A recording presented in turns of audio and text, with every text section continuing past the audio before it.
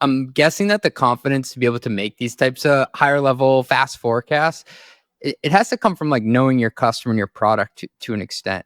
How have you built that first hand intimate knowledge of the customer base and product over your career?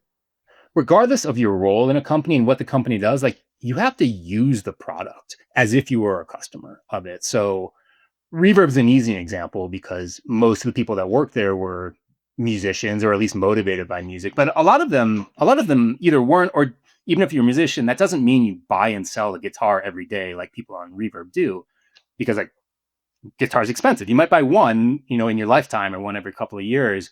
But like we wanted to really militantly kind of ensure like everybody working at the company really could put themselves in the shoes of somebody using the product.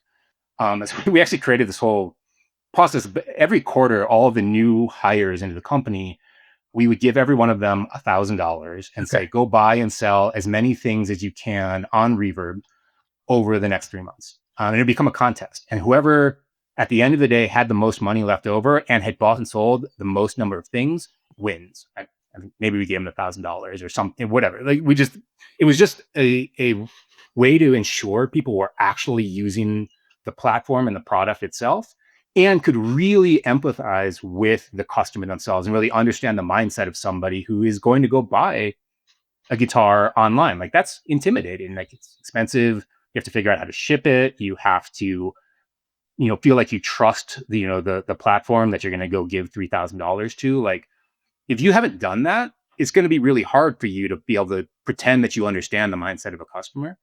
And that's not just for like a marketer or somebody in product management or so. Like I think it's just as critical for the accounts receivable person or the lawyer or anything else to have that same sense of customer understanding, because it's going to help you make those decisions regardless of what it is, whether it's your AR policy or it's your the legal terms and conditions or anything else. Like you have to know what your customers want, and the only way you can do that is by being a customer. We had that same experience at my last company. Like we came up with this really beautiful way to basically, like, if you were a mechanic out in the field that was repairing stuff in somebody's driveway, you could order ahead and go pick up the part.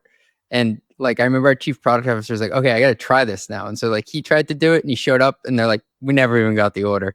And so then he's like having this discussion with like the person at the front desk and stuff. And he's describing it to us and we're like, oh my goodness, there are like so many different variables in this. And like, to your point, like even just packing up a guitar and sending it out, like that's a whole another component of like basically order to cash process that you have to be aware of. Yeah, exactly. And you can hear somebody talk about it, but if you haven't experienced it, you're not going to understand it. And therefore you're not going to be able to identify like, hey, this is super painful. Like we are making this harder for people.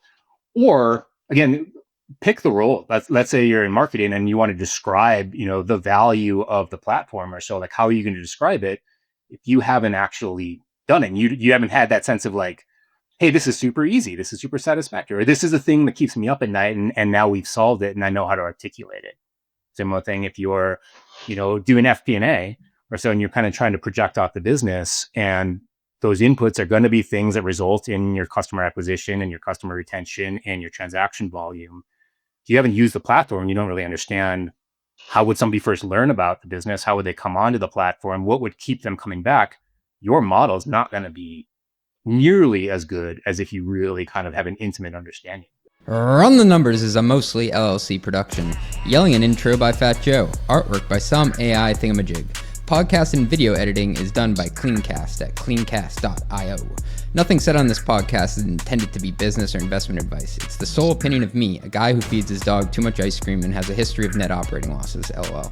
If you like this podcast, please hit subscribe. It would mean a lot to me. And also check out mostlymetrics.com. That's my newsletter where I explore business models and financial metrics. Thanks for riding with me. Share this with your friends. Peace.